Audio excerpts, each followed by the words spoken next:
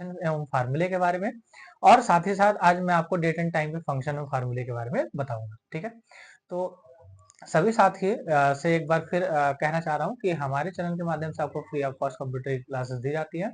आप प्लेलिस्ट में जाके आप उड़ान बैच के माध्यम से जुड़ सकते हैं। धन्यवाद साथियों।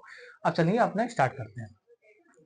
तो मैथ फंक्शन में आज मैं आपको पढ़ाऊंगा जो पहला फंक्शन है मोस्ट इंपॉर्टेंट, ठीक है, वो है पहला पावर फंक्शन क्या होता है ये समझना है। दूसरा आपको समझना है मॉड फंक्शन क्या होता है, मॉड फंक्शन क्या होता है। और तीसरा जो समझना है आपका, दिस इज मोस्ट इंपॉर्टेंट, आपका मैक्सिमम और मिनिमम फंक्शन, यानी मैक्स फंक्शन और आपका मिनिमम फंक्शन, ठीक है, जिसे मिन फंक्शन भी कहते हैं। ठीक है, और पांचवा फंक्शन जो है आपका वो आपका लार्ज फंक्शन, ठीक है, और छठवां आपका स्मॉल फंक्शन, ठीक है, लार्ज या स्मॉल, ठीक है। और इसके बाद में आपको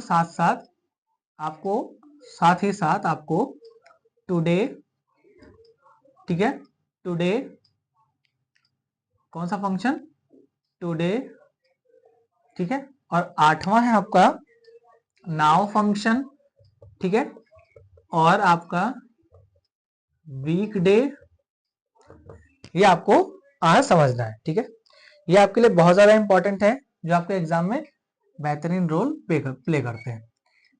अगला है आपका वीक डे के बाद में आपका डेज 360, डेज 360, ठीक है। 10 फंक्शन फार्मूले आपके लिए बेहद ज्यादा इंपॉर्टेंट है। सबसे पहले हम बात कर लेते हैं पावर फंक्शन के बारे में कि पावर फंक्शन है क्या। ठीक है, तो जो भी बात करना है हम इसके इस साइड हम करेंगे। तो पहला फंक्शन उठाते हैं पावर फंक्शन। पावर फंक्शन का काम क्या होता है?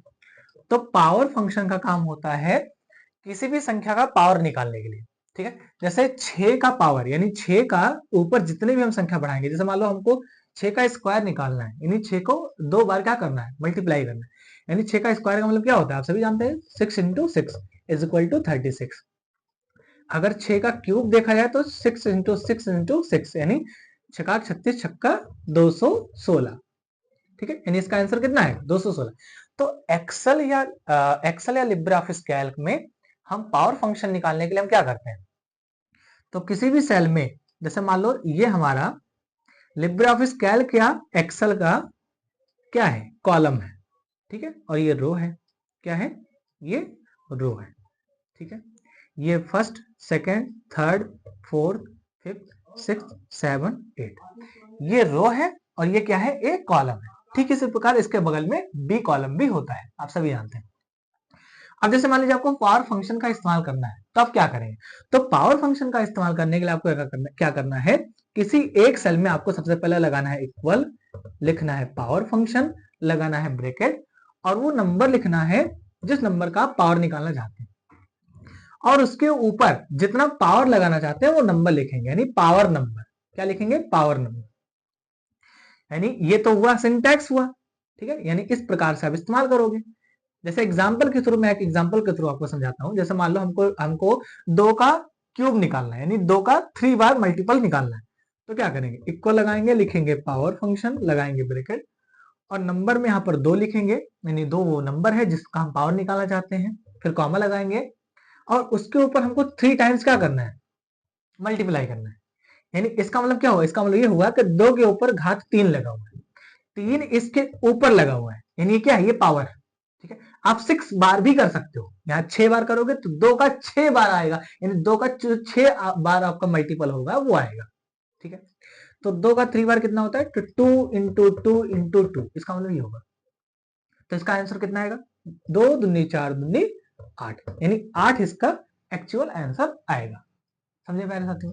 जैसे मान लो हमको 2 का 6 बार मल्टीपल निकालना है, तो यहाँ लिखेंगे 2, और कॉमा लगा के यहाँ क्या लिखेंगे, 6 लिखेंगे, तो 2 का 6 बार मल्टीपल होगा।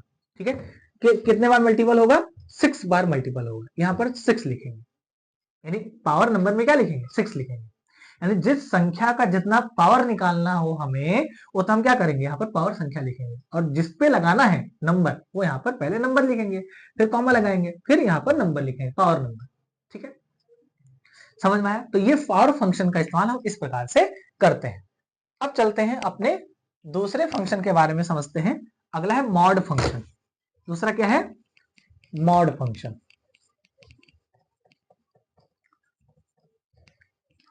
तो दूसरा है आपका मॉड फंक्शन। दूसरा आपका क्या है? Mod function. ये काम क्या करता है? तो ये किसी भी संख्या का, ठीक है, किसी संख्या का किसी संख्या से जब हम भाग देते हैं, जैसे ये हमारा होता है, ठीक है, तो ये जैसे मान लो ये हमारा होता है, ये हमारा होता है, क्या होता है हमारा? ये हमारा भाजक होता है। क्या होता है हमारा? ये भाजक होता है। ठीक है, ये हमारा क्या होता है? ये हमारा भागफल होता है। और ये हमारा जिससे हम भाग देते हैं वो क्या होता है? वो हमारा भाज्य होता है। ठीक है, और नीचे हमारा क्या होता है? शेषफल होता है। क्या होता है? शेषफल होता है। समझे?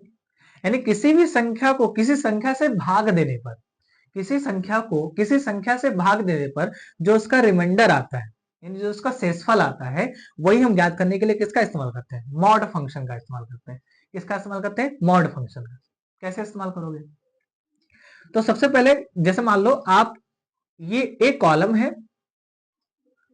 और ये रो है, 1 2 3 4 5 6, ये एक कॉलम है। अब जैसे मान लो कि आपको क्या करना है आपको जैसे मान लो कि आपको किसी संख्या को किसी संख्या से भाग देने पर आपको क्या निकालना है? आपको उसका शेषफल निकालना है। तो आप क्या करोगे? तो जैसे मान लो, तो सबसे पहले क्या करना है? आपको इक्वल लगाना है और लिखना है मॉड फंक्शन।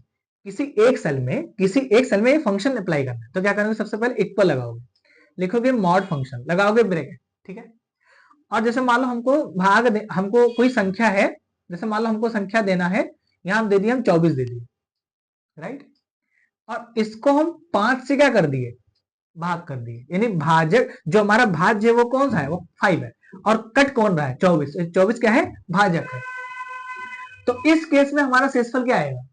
यानी 24 क्या है? वो नंबर है, और 5 वो क्या है? वो संख्या है जो इसको क्या कर रही है? डिवाइड कर रही है। समझे? तो आप क्या करोगे? तो इस केस में आप, यानी 24 वो संख्या है, ठीक है, इसको 5 से जब हम भाग देंगे तो कितना रिमाइंडर आएगा? तो 5 चौको 20, यानी 5 4 जा 20। ठीक है, ओके, इसका रिमाइंडर कितना आएगा? 4 आएगा। कितना आएगा? 4 आएगा। समझे? क्योंकि 5 टाइम्स करने पर ये 25 हो जाता है। समझे? तो इसका आंसर कितना आएगा? 4 आएगा। तो मॉड फंक्शन का इस्तेमाल हम किसी संख्या को किसी संख्या से भाग देने पर उसका रिमाइंडर ज्ञात करने के लिए हम किसका इस्तेमाल करते हैं? मॉड फंक्शन का इस्तेमाल करते हैं। जैसे मान लो हमको ये करना है, हमको मॉड लगा देना है, और सपोज करो मुझे कोई एक संख्या लेना है, मान लो 31 लिया, और इसको 5 से क्या करना है? डिवाइड करना है। तो क्या करेंगे? तो यही हम क्या करेंगे? इसमें टाइप करेंगे, इस सेल में टाइप करेंगे, अपने एमएस ऑफिस एक्सेल में या कैल्क में। तो इसको इसमें टाइप करेंगे। तो इसको जब इसमें टाइप करेंगे तो इसका शेषफल क्या आएगा? तो इसका शेषफल आएगा 1। कितना आएगा? 1 आएगा। क्यों? क्योंकि 24 के स्थान पर अब क्या हो जाएगा? एक 31 हो जाएगा, और हम किससे डिवाइड कर रहे हैं? 5 से। तो 5 कितने बार टाइम जाएगा? यानी 6 टाइम जाएगा। तो 5 6 जा 30, 30 आया। ठीक है, यहां 31 लिखा है, कितना बचा? एक बचा। तो इसका आंसर कितना आएगा? इसका आंसर आएगा 1। समझे? तो मॉड फंक्शन का इस्तेमाल किसी संख्या को किसी संख्या से भाग देने पर उसका जो शेषफल होता है, जो रिमाइंडर होता है, वो हमें मिलता है। ओके, अब चलते हैं अपने नेक्स्ट फंक्शन के बारे में पढ़ते हैं। मैक्सिमम फंक्शन क्या होता है? MAX।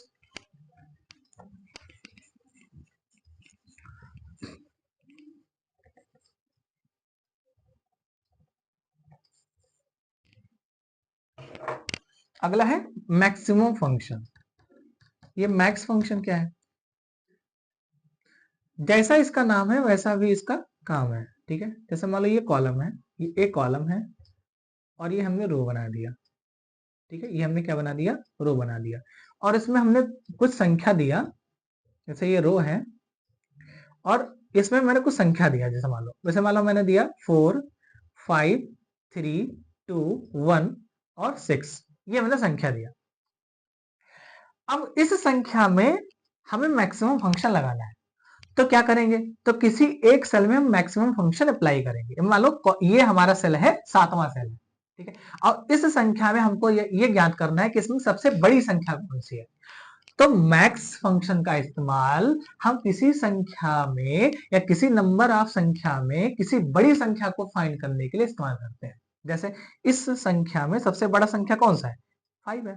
क्या है, 5 है, तो आंसर कितना आएगा, 5 आएगा, ठीक है। जैसे मान लो हजारों में संख्या होता, तब ज्ञात करना होता, तब हम क्या करते, तो मैक्सिमम फंक्शन का इस्तेमाल करते। तो क्या करोगे, सबसे पहले इक्वल लगाओगे, लिखोगे मैक्स फंक्शन, लगाओगे ब्रैकेट, ठीक है, और ऊपर से नीचे तक अपनी वैल्यू को सिलेक्ट करोगे। तो सिलेक्ट करने पर इसका सेल एड्रेस क्या दिखाई देगा, मैंने शुरू में क्या बताया था आपको, तो इसका सेल एड्रेस दिखाई देगा A1 से A6। क्या दिखाई देगा, A1 से A6, ठीक है। अब जैसे इसको एंटर करेंगे, तो एंटर करने पर, अच्छा ये क्या है, ये सेल रेंज है, क्या है, ये सेल रेंज है। इसका मतलब ये होता है कि पहली वैल्यू हमारा A1 है और लास्ट वैल्यू क्या है, A6 है। पहली वैल्यू हमारा क्या है, 4 है और लास्ट का क्या है, 6 है। तो ये कौन सा सेल एड्रेस है, A1 है। ये लास्ट वाला कौन सा है, A6 है। तो A1 से A6 तक वैल्यू में सबसे बड़ी वैल्यू कौन सी है, ये हमें फाइंड करने के लिए किसका इस्तेमाल करते हैं, मैक्स फंक्शन का इस्तेमाल करते हैं। तो जैसे एंटर करेंगे, इसका आंसर कितना आएगा, इसका आंसर आएगा 5। क्यों आएगा 5, क्योंकि इन संख्याओं में 5 आएगा कि 6 आएगा, 6 आएगा। क्यों आएगा, 6 आएगा, 5 नहीं आएगा। क्यों आएगा, 6 आएगा। क्यों, क्योंकि बड़ी संख्या यहाँ पर क्या मौजूद है, 6 मौजूद है, ठीक है। तो इसका आंसर क्या आएगा, इसका आंसर आएगा 6, 5 नहीं आएगा। क्यों आएगा, क्यों 5 नहीं आएगा, क्योंकि 5 छोटा है किससे, 6 से। तो इसका एक्चुअल रिजल्ट कितना आएगा, 6 आएगा। कितना आएगा, 6 आएगा, समझे। तो मैक्सिमम फंक्शन का इस्तेमाल किसी सेल रेंज में बड़ी वैल्यू को फाइंड करने के लिए इस्तेमाल करते हैं, ठीक है। अब चलते हैं मिनिमम फंक्शन के बारे में समझते हैं।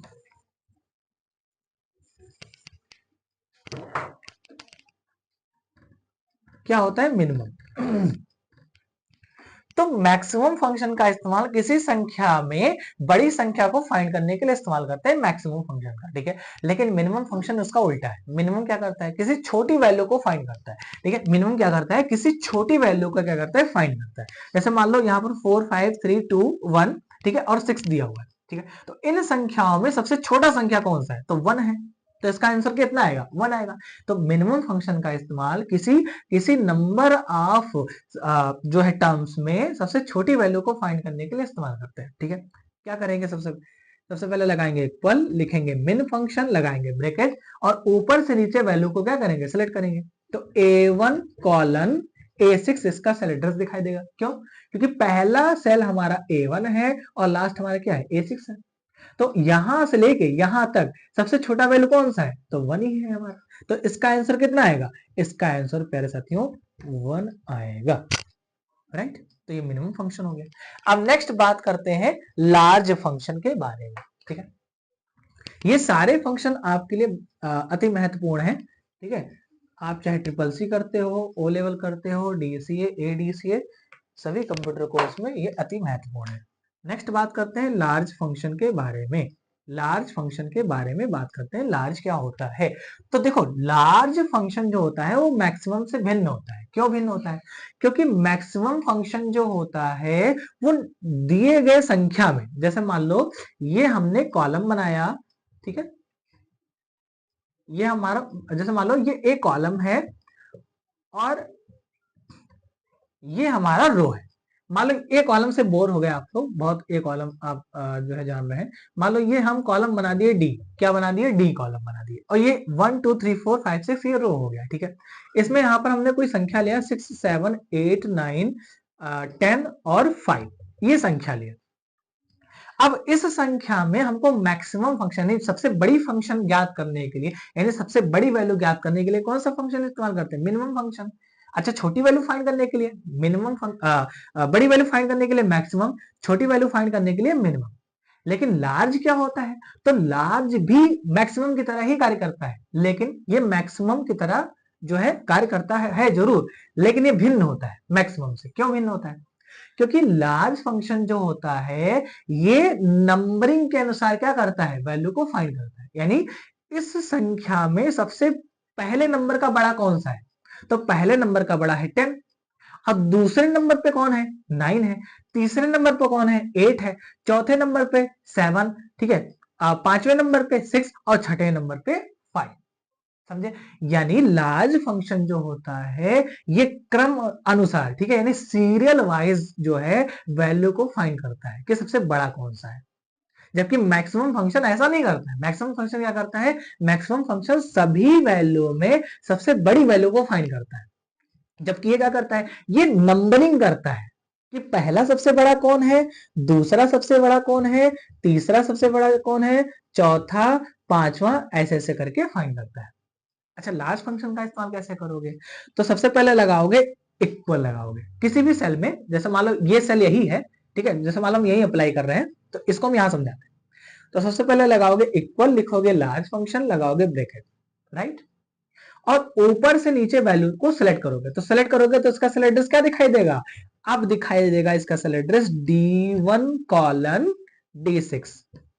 अच्छा, A1 क्यों नहीं दिखाई दिया, क्योंकि ये जो कॉलम है वो क्या है, डी है, ए नहीं है। तो जब ए नहीं है, डी है, तो यहां पर क्या हो जाएगा, डी हो जाएगा। समझे? तो ये चीज हो गया।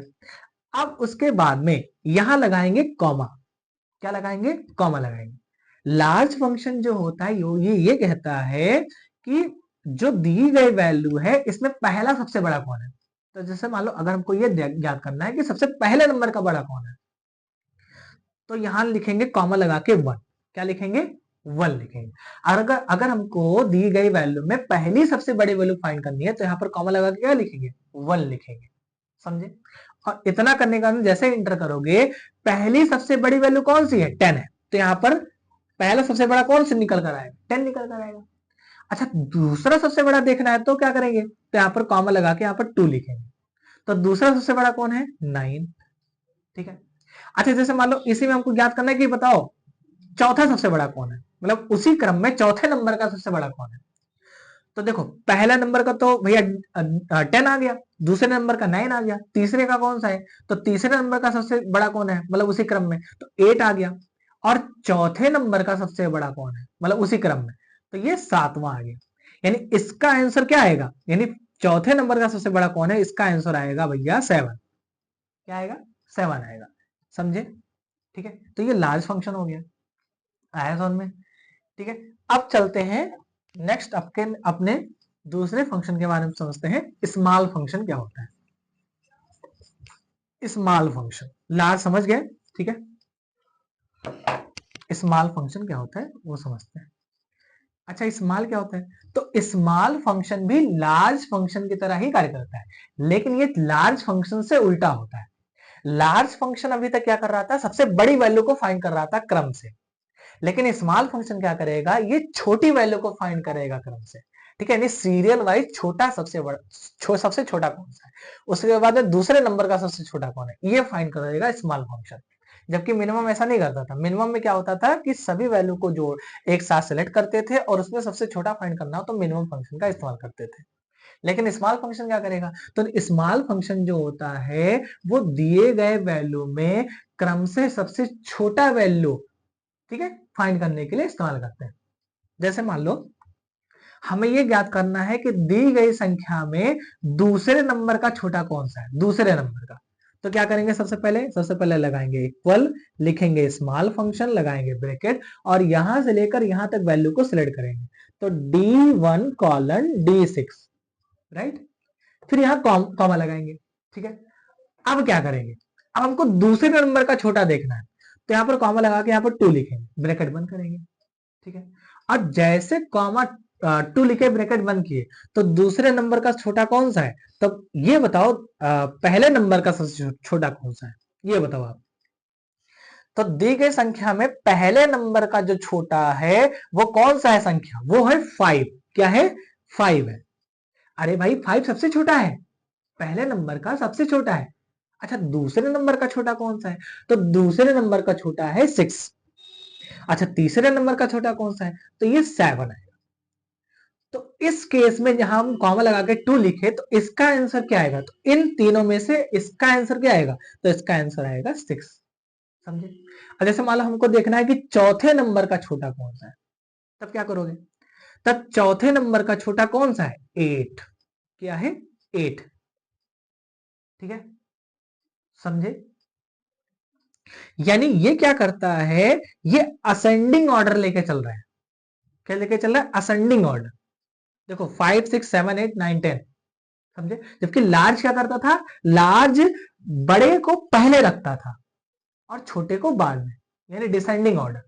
समझ रहे हो ना। जैसे 1 2 3 4 5 6 7 8 9 10, ये क्या है, ये असेंडिंग ऑर्डर है, ये इस तरफ जा रहा है, असेंडिंग ऑर्डर। और यही 10 इधर आ जाए, ठीक है, 10 9 8 7 6 5 4 3 2 1, तो क्या हो जाएगा, ये डिसेंडिंग ऑर्डर हो जाएगा। समझे, ये असेंडिंग ऑर्डर है और इसका उल्टा जस्ट डिसेंडिंग ऑर्डर। समझे। तो स्मॉल फंक्शन जो होता है सबसे छोटा वैल्यू फाइंड करने के लिए, यानी क्रम से छोटी वैल्यू को फाइंड करने के लिए इस्तेमाल करते हैं। समझे। तो अब नेक्स्ट बात करते हैं टुडे फंक्शन के बारे में। क्या होता है टुडे फंक्शन, नेक्स्ट बात करते हैं टुडे फंक्शन के बारे में। अब यहां से जो भी फंक्शन आपके सामने दिखाई देगा, वो चाहे टुडे हो, नाउ हो, वीकडे हो और डेज 360 हो, ये सारे फंक्शन जो होते हैं वो डेट एंड टाइम के होते हैं। डेट एंड टाइम के भी आपके लिए बेहद ज्यादा इंपॉर्टेंट है। जैसे मान लो ये टुडे फंक्शन क्या काम करता है, तो टुडे फंक्शन जो होता है ये प्रेजेंट टाइम में, टुडे फंक्शन क्या करता है, तो टुडे फंक्शन का इस्तेमाल प्रेजेंट टाइम, जो हमारा वर्तमान समय होता है, ठीक है, वर्तमान जो हमारा डेट होता है, क्या होता है, डेट होता है, तो प्रेजेंट डेट को प्रिंट करने के लिए, प्रेजेंट डेट को प्रिंट करने के लिए, प्रेजेंट डेट को प्रिंट करने के लिए, ठीक है, यानी आज कौन सी तारीख है, ठीक है, प्रेजेंट डेट को प्रिंट करने के लिए किसका इस्तेमाल करते हैं, टुडे फंक्शन का इस्तेमाल करते हैं। जैसे मान लो आज का कितनी तारीख है, तो आज है आपका कितनी तारीख है, 15। कितनी है, 15। ठीक है, तो हम क्या करेंगे, जैसे मान लो हमको एक्सेल या कैल्क में, जैसे मान लो ये कॉलम नंबर है डी, ठीक है, और ये रो है, ये रो है, ठीक है, ये क्या है, ये रो है, ठीक है। अब इस सेल में हमको ये ज्ञात करना है कि आज कौन सी तारीख है, तो क्या करेंगे, सबसे पहले लगाएंगे इक्वल, लिखेंगे टुडे, ठीक है, क्या लिखेंगे, टुडे लिखेंगे, लगाएंगे ब्रैकेट और इंटर प्रेस करेंगे। तो जैसे इंटर प्रेस करेंगे, जो सिस्टम की टाइमिंग होगी, ठीक है, जो हमारे कंप्यूटर की टाइमिंग होगी, ठीक है, यानी जो कंप्यूटर में हमारा जो समय पड़ा होगा वो समय आएगा यहाँ पे। समझे। हाँ, अगर कंप्यूटर में गलत समय पड़ा हुआ है तो वो भी आएगा। समझे। नहीं, आप ये ना सोचिएगा कि जो है सर जो है आज तो 15 तारीख है और सिस्टम में 10 तारीख दिखाई दे रहा है, ठीक है, तो ये कैसे हो गया, तो तो ठीक है, तो इस चीज का आप ध्यान रखिए। जो टुडे फंक्शन में होता है वो सिस्टम के अकॉर्डिंग डेट को प्रिंट करने के लिए इस्तेमाल करते हैं। किसका इस्तेमाल करते हैं, टुडे फंक्शन का। तो जैसे हम इक्वल लिखेंगे, टुडे लगाएंगे, दो ब्रैकेट लगाएंगे, जैसे इंटर करेंगे ये हमारा निकल कर आ जाएगा। ठीक है, इस सेल में, किसी भी सेल में जब अप्लाई करोगे तो ये डेट निकल कर आ जाएगा। तो टुडे फंक्शन का इस्तेमाल सिर्फ डेट को प्रिंट करने के लिए, ओनली सिर्फ डेट को प्रिंट करने के लिए किसका इस्तेमाल करते हैं, टुडे फंक्शन का इस्तेमाल करते हैं। समझे। अगर आपसे एग्जाम में क्वेश्चन पूछे कि कंप्यूटर में जो टाइम होता है, ठीक है, टाइम को छोड़ के सिर्फ डेट, अगर पूछे डेट को प्रिंट करने के लिए तो टुडे फंक्शन का इस्तेमाल करते हैं। टाइम को प्रिंट करने के लिए क्या होता है, तो टुडे नहीं होता है, क्योंकि टुडे सिर्फ और सिर्फ क्या करता है, डेट को प्रिंट करता है। किसको प्रिंट करता है, डेट को। अच्छा, इसके बाद में कौन सा फंक्शन आएगा, नाउ फंक्शन। अगला है नाउ फंक्शन, अगला है नाउ फंक्शन। नाउ फंक्शन को भी समझ लेते हैं। अगला है नाउ फंक्शन, ध्यान से समझो नाउ फंक्शन क्या करता है। तो नाउ फंक्शन का इस्तेमाल हम किसी सिस्टम में, वो चाहे हमारा एमएस ऑफिस एक्सेल हो या लिब्रे ऑफिस कैल्क हो, ठीक है, इन दोनों एप्लीकेशन में हमको डेट के साथ साथ, ठीक है, यानी डेट के साथ साथ टाइम को भी प्रिंट करता है, टाइम को प्रिंट करता है, ठीक है। यानी डेट के साथ साथ ये क्या करता है, टाइम को भी प्रिंट करता है। डेट के साथ साथ क्या करता है, ये टाइम को भी प्रिंट करता है। तो जैसे मान लो हमको सेल में लिखा, हमने लगाया नाउ, NOW, और डबल ब्रैकेट लगाया और इंटर कर दिया। तो इंटर करने के बाद में जो सिस्टम में हमारा डेट होगा, जो हमारा टाइम होगा, जो हमारा डेट होगा, जो हमारा टाइम होगा, वो प्रिंट होके आएगा, समझे। तो नाउ फंक्शन क्या करता है, डेट के साथ साथ टाइम को भी प्रिंट करता है। लेकिन जो टुडे होता है, एकमात्र टुडे फंक्शन हमारा सिर्फ और सिर्फ डेट को प्रिंट करता है। ये बात ध्यान रखिएगा। टुडे क्या करता है, सिर्फ डेट को प्रिंट करता है। नाउ क्या करता है, डेट के साथ साथ टाइम को भी प्रिंट करता है, समझे। तो ये आपके लिए बेहद ज्यादा इंपॉर्टेंट है, ठीक है। नेक्स्ट बात करते हैं वीकडे। वीकडे के बारे में बात करते हैं। इक्वल लगाएंगे, लिखेंगे वीकडे, लगाएंगे ब्रैकेट, ठीक है, और इसके बारे में चर्चा करते हैं। तो वीकडे क्या होता है, तो वीकडे किसी भी डेट में, ठीक है, अगर हमको किसी भी डेट का ये याद करना है कि आज कौन सा दिन है, तो सप्ताह के दिन को प्रिंट करने के लिए, यानी वीक के डे को प्रिंट करने के लिए हम किसका इस्तेमाल करते हैं, वीक डे का इस्तेमाल करते हैं। जैसे मान लो आज 15 तारीख है, ठीक है, और आज कौन सा दिन है, संडे है, ठीक है। तो उसके लिए हम क्या करेंगे भैया, उसके लिए हम आपके वीक डे का इस्तेमाल करते हैं, ठीक है। तो चलिए इस्तेमाल करते हैं इसका। तो जैसे मान लो हमको ये याद करना है कि आज कौन सा दिन है, तो हम लगाएंगे इक्वल, लिखेंगे वीक डे, लगाएंगे ब्रैकेट, ठीक है, और डबल कोटा में हम क्या करेंगे, हम यहाँ पर समय लिखेंगे। क्या लिखेंगे, समय, समय नहीं, डेट लिखेंगे। क्या लिखेंगे, डेट लिखेंगे, ठीक है। तो सबसे पहले मंथ लिखेंगे, फिर लिखेंगे डे, और फिर लिखेंगे ईयर। ये बात का ध्यान रखना, और लगाएंगे डबल कोटा और ब्रैकेट में। ये बात ध्यान रखना, हमेशा जो हमारा एक्सेल या लिब्रे ऑफिस कैल्क होता है वो यूएस फॉर्मेट लेता है। यानी डेट का कौन सा फॉर्मेट लेता है, तो डेट का यूएस फॉर्मेट लेता है। क्या लेता है, डेट का यूएस फॉर्मेट लेता है। ये यूएस फॉर्मेट होता है डेट का, समझे। तो यही फॉर्मेट आप याद रखिएगा। एग्जाम में क्वेश्चन बनता है कि बताइए निम्न में से डेट का सही फॉर्मेट क्या है, तो पहले मंथ आएगा, फिर डे आएगा, फिर ईयर आएगा, समझे। इस बात का ध्यान रखना, पहले मंथ आता है, फिर डे आता है, फिर ईयर आता है। तो ये यहाँ पर एक क्वेश्चन आपका एग्जाम में बनेगा कि बताइए निम्न में से डेट का सही फॉर्मेट क्या होता है, तो पहले मंथ होता है, फिर डे होता है, फिर ईयर होता है। ये बात का ध्यान रखना, ठीक है। तो जैसे हम यहाँ पर, ये तो सिंटैक्स हो गया। आप एग्जाम्पल देखो, तो लगाएंगे वीक डे, लगाएंगे ब्रैकेट, लिखेंगे वीक डे, लगाएंगे ब्रैकेट, और डबल कोटा में जैसे मान लो आज कौन सा था, आज 15 दिसंबर है, तो यहाँ पर 12, 15 और 2024, ये आज का डेट मैंने लिखा, ठीक है।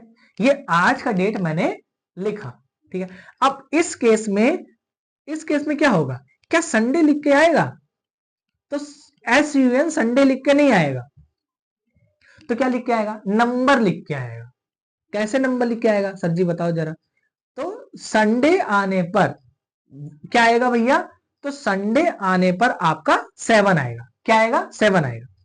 मंडे आने पर 1 आएगा, ट्यूसडे आने पर 2 आएगा, ठीक है, वेंसडे आने पर 3 आएगा, ठीक है, थर्सडे आने पर 4 आएगा, ठीक है, फ्राइडे आने पर 5 आएगा, सैटरडे आने पर 6 आएगा, और संडे आने पर 7 आएगा, ठीक है। यानी संडे आने पर आपका क्या आएगा, मंडे आने पर आपका 1 आएगा, ट्यूसडे आने पर 2 आएगा, वेडनेसडे आने पर, ठीक है, 3 आएगा, थर्सडे आने पर 4 आएगा, फ्राइडे आने पर 5 आएगा, सैटरडे आने पर 6 आएगा, और संडे आने पर 7 आएगा, समझे। तो आज कौन सी तारीख है, आज आपको 15 दिसंबर है, तो 15 दिसंबर के हिसाब से कौन सा संख्या आएगा, तो 15 दिसंबर आने पे कौन सा संख्या आएगा, आपका 7 आएगा। तो इसका आंसर क्या आएगा, इसका आंसर 7 आएगा, समझे। तो ये बात ध्यान रखना, मंडे आने पर क्या आएगा, आपका 1 आएगा, ट्यूसडे आने पर 2 आएगा, वेंसडे आने पर 3 आएगा, थर्सडे आने पर 4, फ्राइडे 5, सैटरडे 6, और संडे आपका 7 आएगा, समझे। इस प्रकार से आपका फॉर्मेट आएगा। आया साउंड में, इस प्रकार से आपका फॉर्मेट आएगा। ठीक है, तो इस बात का ध्यान रखना। ठीक है, इस प्रकार से आप डेट के अनुसार जो है वो आप फाइंड कर सकते हो कि दिए गए डेट में कौन सा दिन है। समझे? तो संडे आने पर क्या आएगा? 7 आएगा। आया समझ में? ठीक है, तो ये वीक डे का कॉन्सेप्ट है। वीक डे क्या करता है, दिए गए समय के अकॉर्डिंग जो हमारा वीक का यानी सप्ताह का जो दिन होता है वो आपके सामने प्रिंट होके आएगा। समझे? तो ये हो गया हमारा वीक डे। ठीक है, ये हमारा डेट का सही फॉर्मेट होता है। ठीक है, पहले मंथ आता है, फिर डे आता है, फिर ईयर आता है। समझे? नेक्स्ट बात करते हैं, अगला है डेज 360।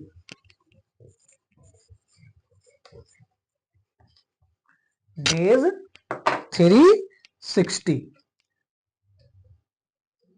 डेज, ये भी आपके लिए बेहद ज्यादा इंपॉर्टेंट है। डेज 360 का करता है, तो ये जो फार्मूला होता है, जो फंक्शन होता है, ये आपके डेट एंड टाइम का से ही रिलेटेड होता है। ये क्या करता है, ये दिए गए दो डेट के बीच में जो बचे हुए आपके दिन होते हैं, ठीक है, यानी दो डेट के बीच में जो बचे हुए आपके दिन होते हैं उसको ये क्या करता है, प्रिंट करता है। ठीक है, कैसे प्रिंट करेगा, इक्वल लगाओगे, लिखोगे डेज 360, ब्रैकेट लगाओगे और पहली टाइमिंग लिखोगे। जैसे मालूम मैंने लिखा 1 दिसंबर 2024, डबल कोटा क्लोज।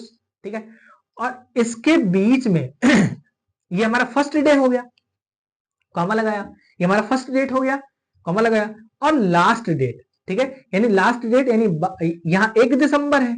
ठीक है देखो ये मंथ है, ये ना सोचना है डेट होगा, नहीं, ये मंथ है। डेट का सही फॉर्मेट क्या है, पहले मंथ, फिर डे, फिर ईयर। इस हिसाब से मैं लिख रहा हूं, इसी हिसाब से ही आपका होता है एक्सेल या कैल्क में। तो पहले मंथ होगा, फिर डे होगा, फिर ईयर होगा। तो पहले मंथ लिखा 12 दिसंबर, और अगला आपका जैसे मान लो हमको 16 दिसंबर तक ये काउंट करना है कि कुल संख्या यानी कुल बचे हुए दिन कितने हैं, यानी 1 से लेकर 16 तक बचे हुए दिन कितने हैं। ठीक है, तो ये प्रिंट होके कितना आएगा तो ये फर्स्ट डेट है और ये लास्ट डेट है, ये फर्स्ट डेट है, लास्ट डेट है। तो इन दो डेट के बीच में जो दूरी होती है यानी जो बचा हुआ दिन होता है वो प्रिंट होके आता है। ठीक है, तो कितने दिन है आपके, ये आपके 16 दिन है। कितने दिन है, 16 दिन है। ठीक है, तो 16 दिन प्रिंट होके आपका आएगा डेज 360 में। यानी डेज 360 जो होता है वो शुरू के समय से लेके लास्ट के समय के बीच में जो बचे हुए दिन होते हैं वो उसको प्रिंट करता है डेज 360। समझे? तो ये आपका आज का जो बेहतरीन सेशन था मेरे द्वारा कराया गया। ठीक है, ये आपके लिए बहुत ज्यादा इंपॉर्टेंट है, वो चाहे पावर फंक्शन हो, मॉड फंक्शन पढ़ाया मैंने आपको, मैक्सिमम पढ़ाया, minimum, large, small, today, now, week day और डेज 360। तो ये आपके लिए बहुत ज्यादा इंपॉर्टेंट है। इसको आप लोग ध्यान से वीडियो आप दोबारा देख लीजिएगा। ठीक है, इसको आप देख लीजिएगा और इसका प्रैक्टिकल जरूर करिएगा। ठीक है, और अगर आपको किसी क्वेश्चन में, अगर आपको किसी फंक्शन में आपको डाउट लग रहा है तो आप कमेंट करके जरूर बताइएगा। ठीक है, और वीडियो कैसा लगा आप कमेंट करके जरूर बताइएगा, अपने दोस्तों के साथ शेयर करिएगा, वीडियो को लाइक करिएगा और चैनल को सब्सक्राइब करिएगा। धन्यवाद साथियों, जय हिंद साथियों।